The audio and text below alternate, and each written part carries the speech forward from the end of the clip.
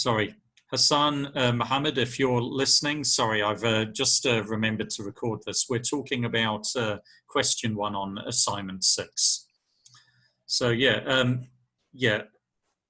rival means you're diminishing either the quantity or the quality of the good or product for others. Yeah. Okay.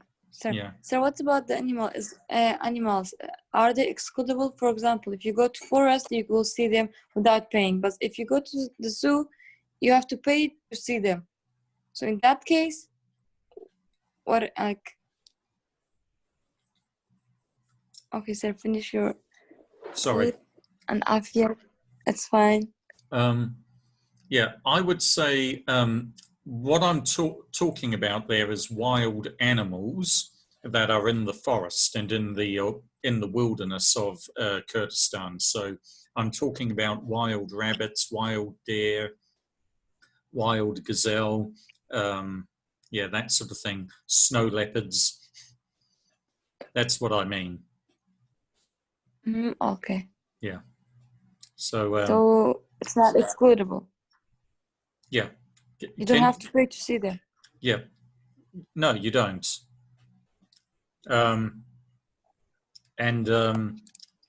But is it rival? Let's say I really enjoy hunting snow leopards, and so I go out to hunting is different. Yeah, I go out hunting in Choman, and I shoot a snow leopard, and I've got the skin on my wall or something. Does that mean there's going to be less snow leopards for everyone else? Sure. Yeah. Sure, So is it rival? Yes, sir. So where would it be categorized in the 4 quadrants? Sir, it's no from excludable, and yes, sir, it's again common resources. Okay. So it what happens to common resources? It gets overused. How many snow leopards are there in Kurdistan? Sir, I don't guess there's any. There are. There's snow leopards. Snow leopards, yeah, there are, but they're very rare because basically people are hunting them to extinction. That's why animals get hunted to extinction. That's why oceans get overfished. It's because of it's a common resource, and we overuse it beyond what is the social optimum. Sir, I didn't know that you have leopard in Kurdistan, and the snow ones there. Yeah, okay. So what can we do with common resources? How can we make sure they don't get overused? Sir, put taxes on like hunting or fishing or... Yeah. So yeah, you could put a tax on every time you shoot a snow leopard, you have to pay a $50 tax or something. Maybe, I don't know. No, sir. I mean, yeah, that's something you could do. Yeah, no, you're absolutely right. What else could you do to protect the overuse of the common resource known as snow leopards in Kurdistan? Sir, and that's the question 2, I guess, from the assignment. And I have no idea, to be honest. Okay. Sure, but I don't know how about finding the people? Finding the people? Yeah, so that's the same as a tax, isn't it? Yes. Yeah. Yeah. Yes. But yeah, you basically make it regulation. You make it illegal to hunt snow leopards. At a certain point, when a common resource gets so rare, they make it utterly illegal for anyone to hunt them. For animals which are not quite so rare, something like rabbits or gazelle, they might say we will have permits where 100 deer can be killed a year, and people auction and buy the permits to hunt a deer, for example. Havan? Sir, sorry, Blunder's electricity went off, Yeah, that's so he fine. left. That's That's why fine. he's not here. Yeah, he's got the recording, so he can.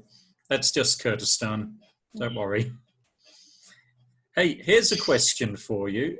Okay, we'll get to that later, but what's another thing you can do to control the common resource of snow leopards?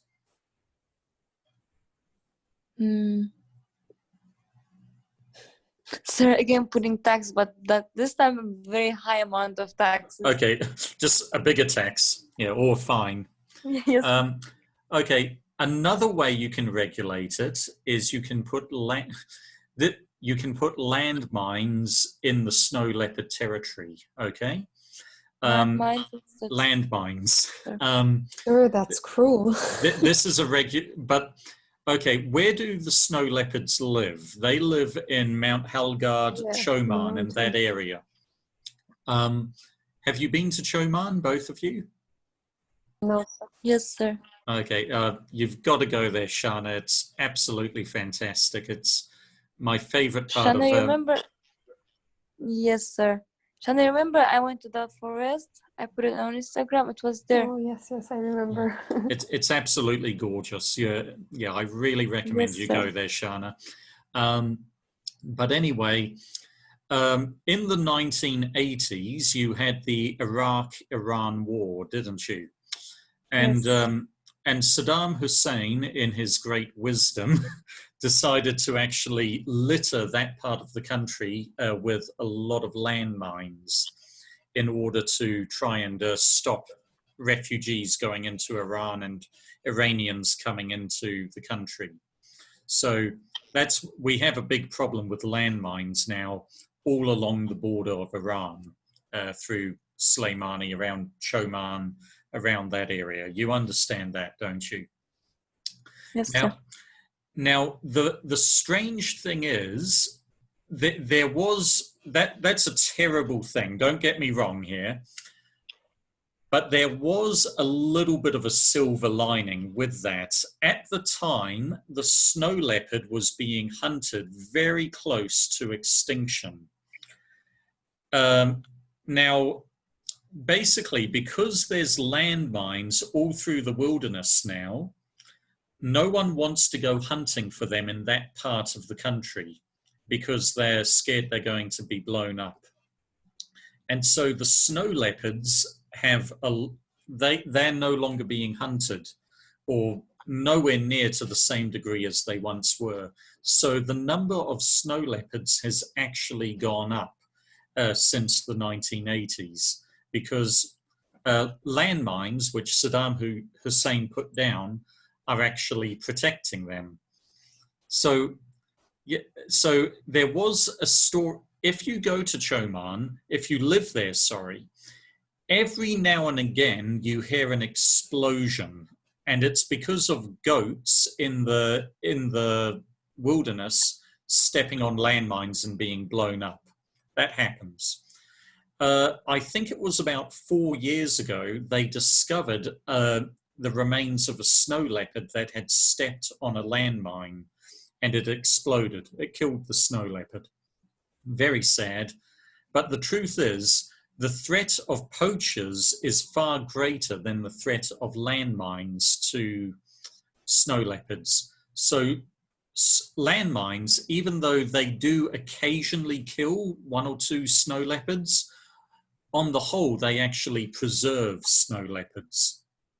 So what am I saying? I'm saying that Saddam Hussein wasn't that bad. No, that's not what I'm saying. I'm just saying that one policy which had a different intention has actually had an effect where it's preserving a common resource.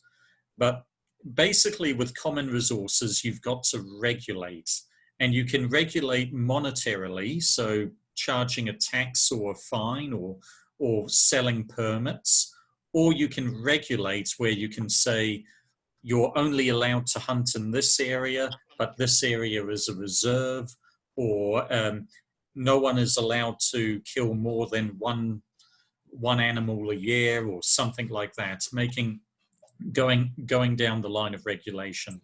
when a common resource gets so rare, something like a snow leopard, basically you go all out, you make it totally illegal. If anyone kills one, they go to prison for life. That's what you've got to do to preserve snow leopards. But yeah, does that make sense? Yes, sir. Okay. What about public goods? What's the problem with something that is non-rival and non-excludable? Why? Yeah. Why can't a private company do that? What?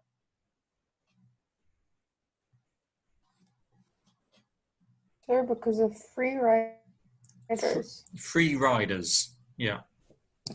You can't get any profit if it's a public good, can you? Well, you can't get any profit. Why can't you get any profit? Because no one's paying for anything. It's like the Sami Park.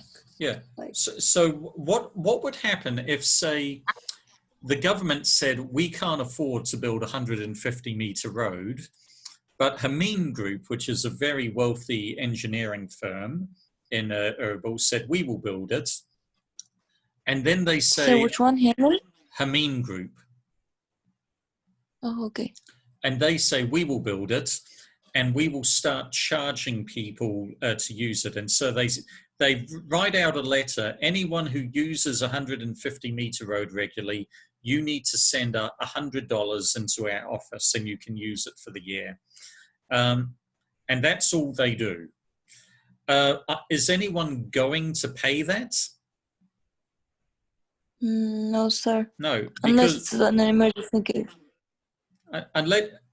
Unless they're very ethical, they're not going to do it, because I probably wouldn't. I can still use the road. Hameen Group can't stop me from using it because it's not excludable.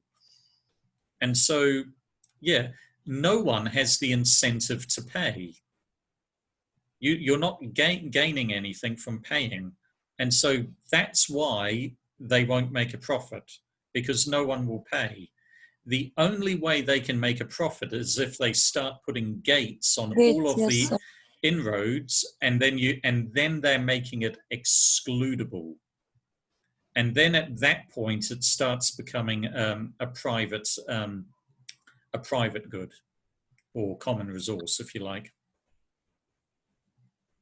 Sorry, not a common resource. It becomes a natural monopoly because you're excluding. Yes, sir. Yeah. So yeah. So that's why they're public goods, Shana. They're not public goods because there's no profit. They're public goods because they're of the free riders, which means only a public entity would be willing to do it. And so it has to be the government. So that's why it's public. Is this making sense? yes, sir. Yes, sir. Yeah. Do you understand what happens when a road starts getting congested? Yes, sir. So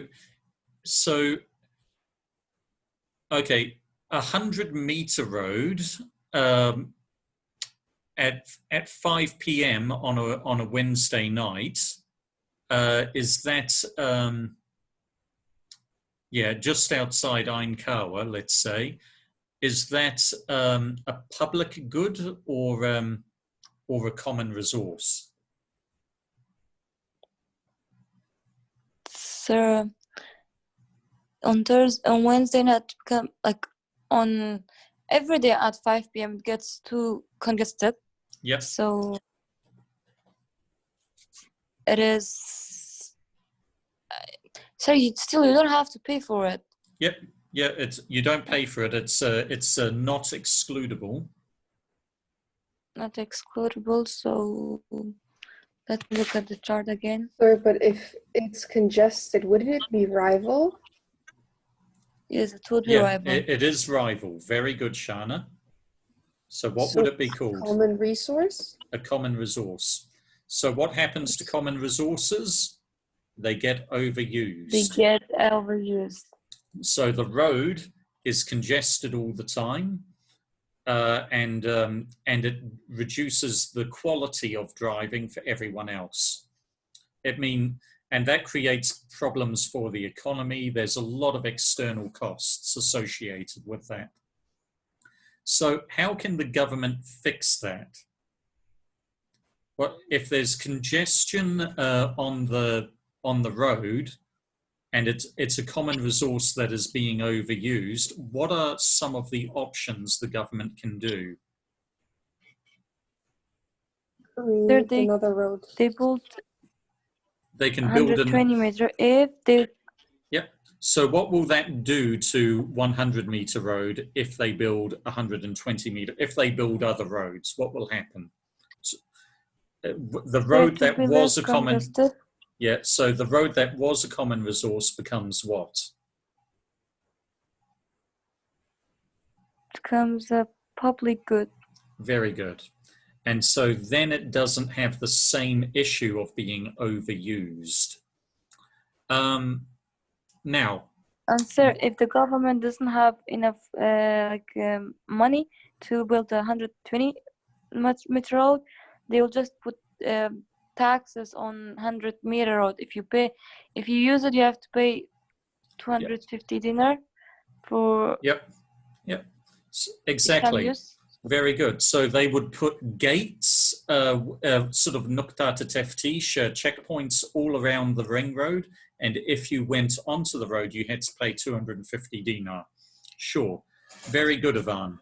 So what's that going to do to a 100 meter road? It was a common resource. What's it going to be turned into? Sir, it will be a private good or not a natural monopoly. Okay, why a natural monopoly and not a private good? Sir, because you will pay for it and doesn't reduce the amount of.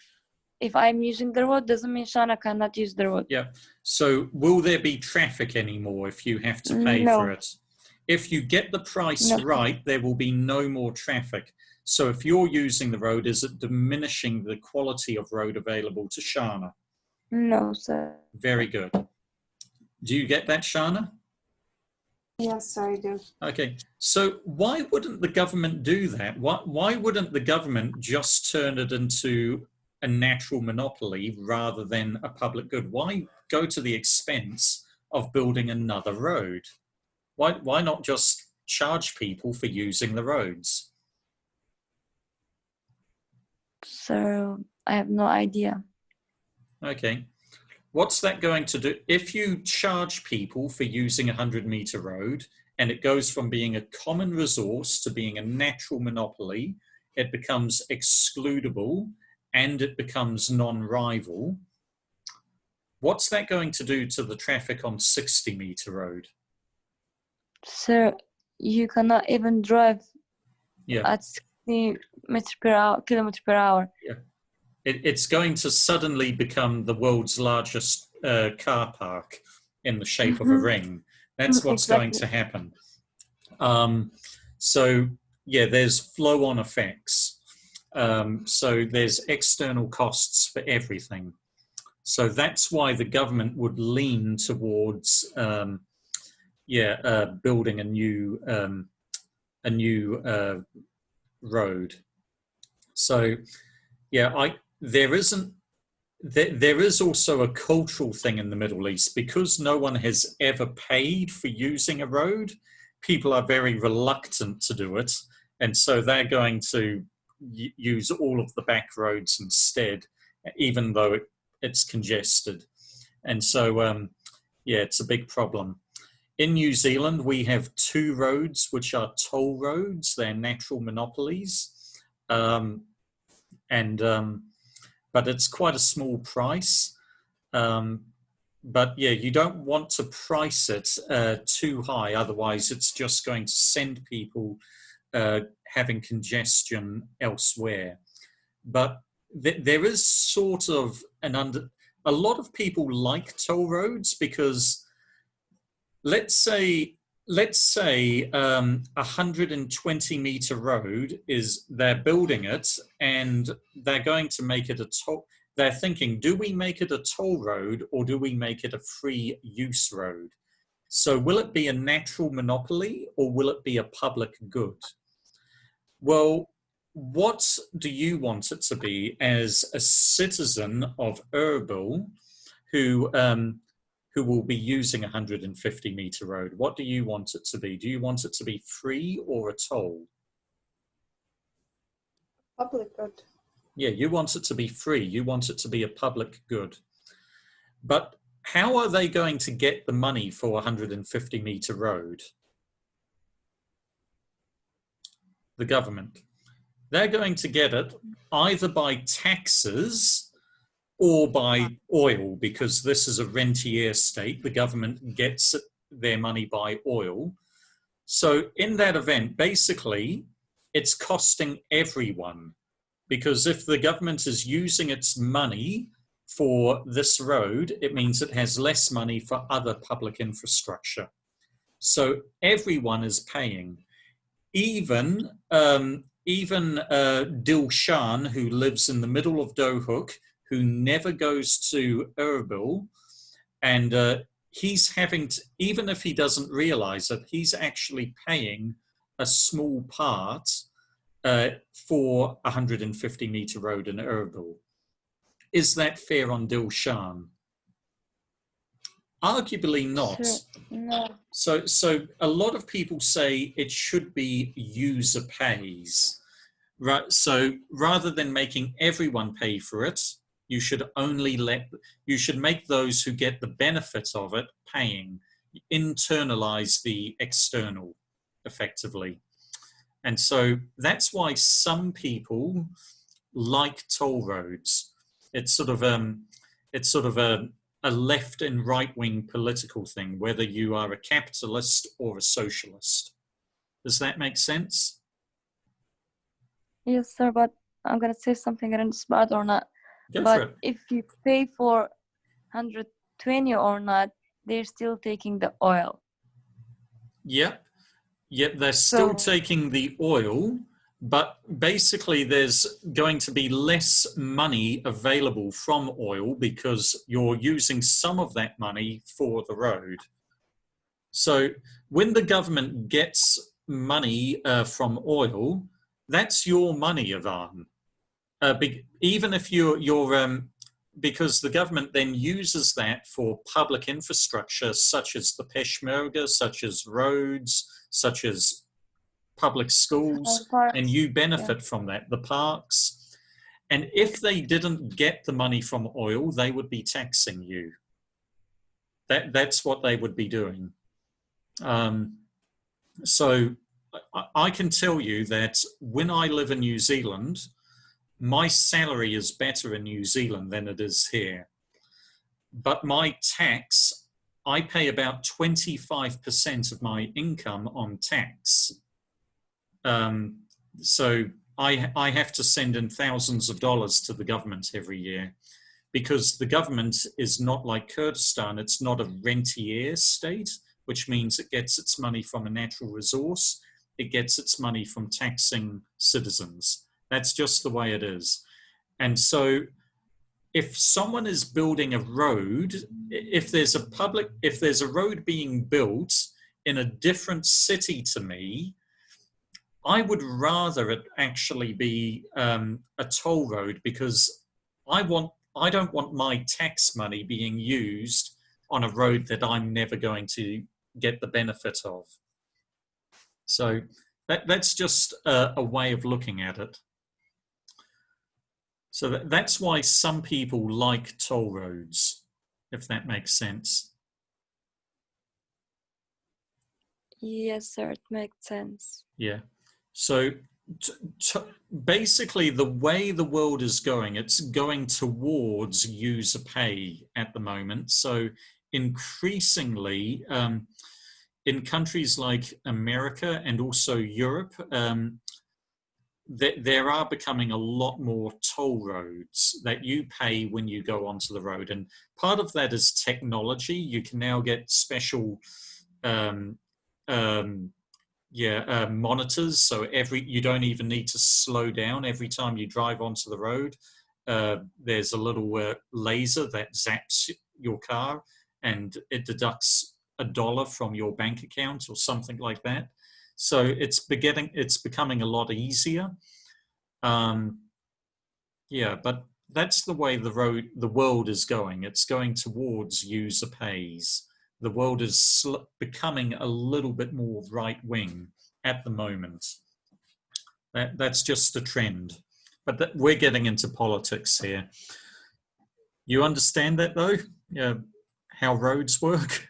Yes, sir. Okay. Okay. Okay. Most civil engineering infrastructure, what is it? Is it a private good? Is it a natural monopoly? Is it a public good? Is it a common resource? It's a private goods. Okay. Public goods. Sorry. Yeah. It's a public good usually. So why do we? So who is usually the client for a civil engineering project? Who's usually the client? The government. The government, yeah, or a government entity such as the UN or something else. Very good. I've come to think of it, it's quite amazing. I think in all my years of civil engineering, I've never had a client who was 100% a private enterprise client. There was always some government factor or government sponsorship of the project, always. So, yeah. And are the benefits of the project, are they external or internal primarily? External. External, very good. Yeah. Why do we need to know this as civil engineers?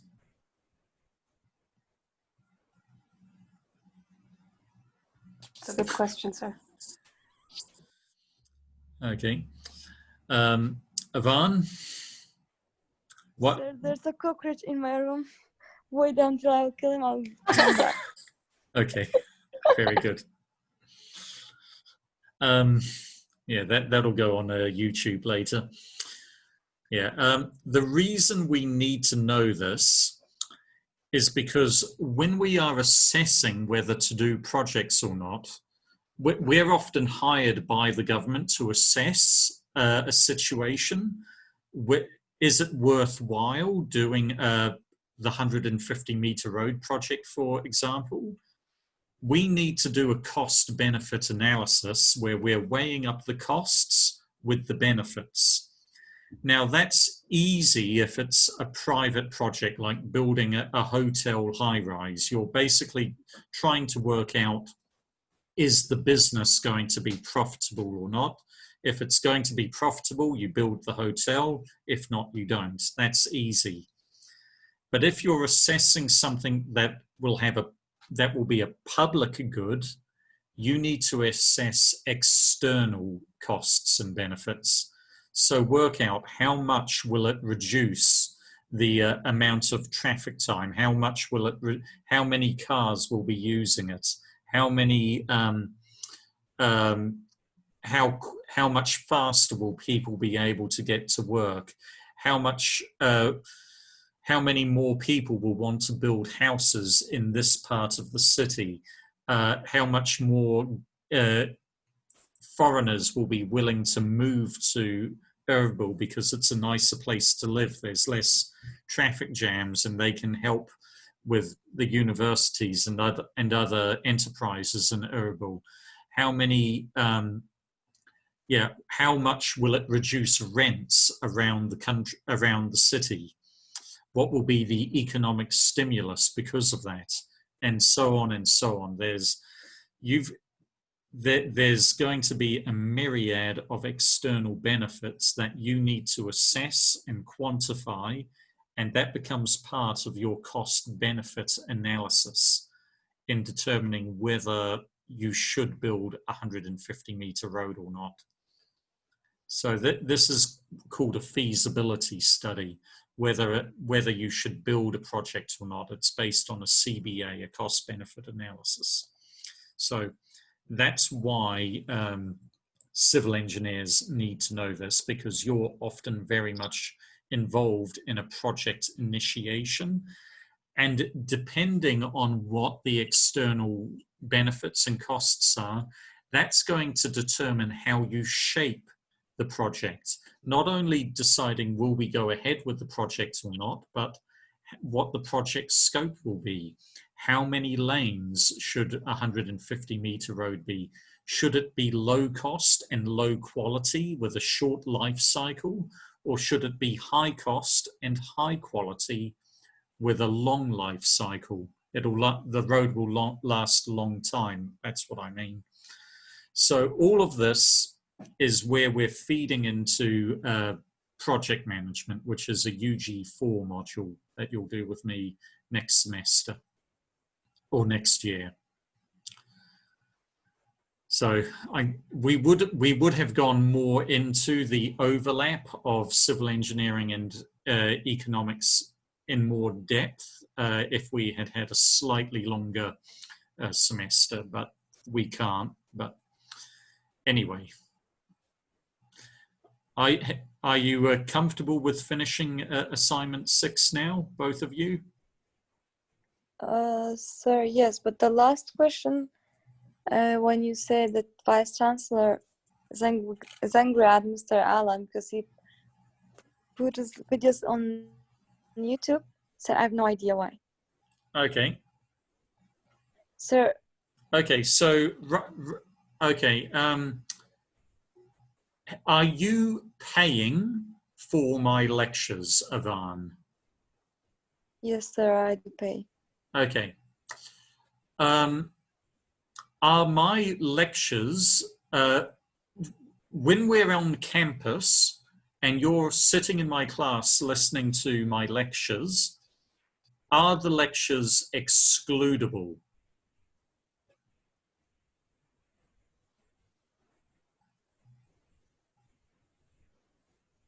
Yes, sir.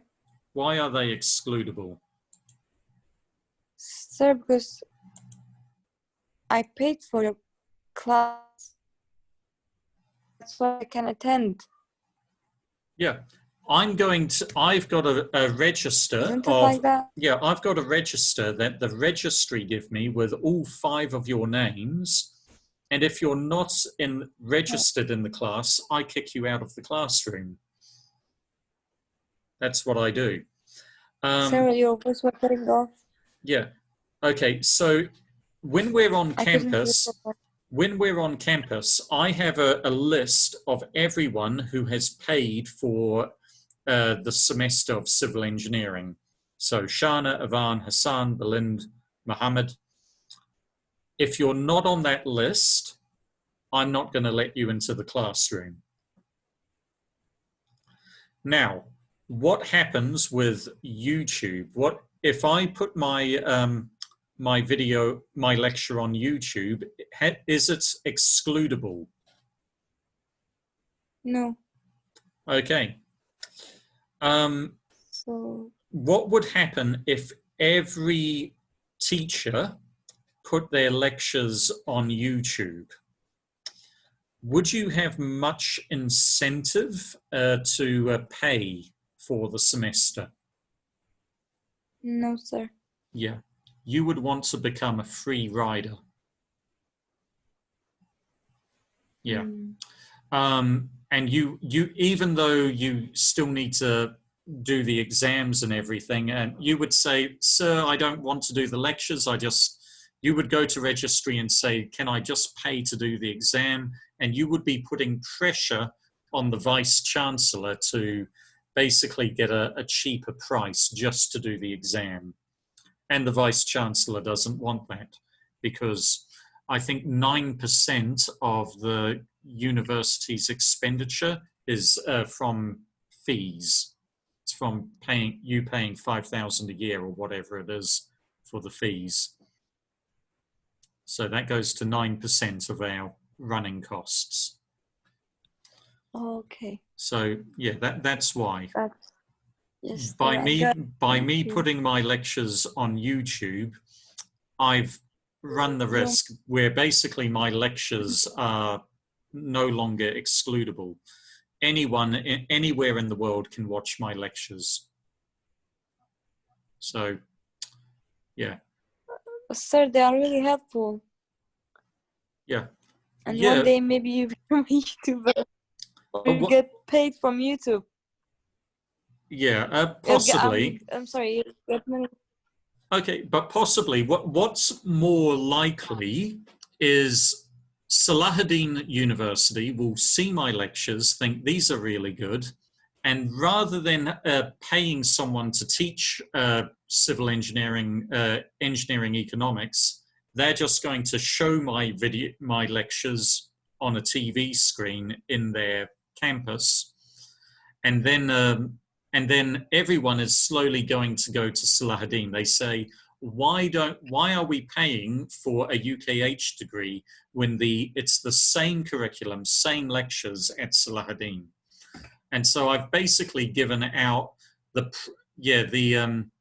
intellectual property of UKH. I've made it available for our competitors, other suppliers. So probably not. I don't think my lectures are that good, but yeah, I've run that risk, and that's why most universities would not allow me to put my lectures on YouTube. They would have their own video sharing system if I wanted to share videos. But yeah, I haven't done that because it's just a little bit cumbersome with Moodle. I've decided to just put it on YouTube. That's my decision. But potentially the Vice Chancellor doesn't like that. He doesn't know, but yeah. Does that make sense, guys? Yes, sir. Yes, sir. Have I given you all the answers for assignment 6 now? Yes, sir. Thank you. Okay, good. Yeah. Are there any other questions I haven't covered yet? Sir, no. We also talked about free rider. Yes. So. Yeah. So now you are fine with the assignment 6. Okay. I don't care if I've given you the answers so long as you understand and you've learned. So I'm always happy to give a lot of help for assignments. The exam, that's the time where you've got to answer questions on your own without any help from me. So assignments, I'm quite happy for you to ask me about them. Okay, guys, well, I think that's enough for today, unless there's any other questions. Any questions about the next week or anything else? No, sir. Sir, is this our last assignment? This is your last assignment. I've decided not to put an assignment for the final week because I know you're busy, and more importantly, I'm busy. I've got to be writing exams. So yeah, this is your final assignment. Okay. Okay, cool. Thank you, sir. Okay, guys, catch you later. God bless. And sir, could you please upload this recording as well? Yeah, I'll put this onto Moodle right away. Onto YouTube. Okay, sir, thank you, sir. Okay, catch you later. Bye.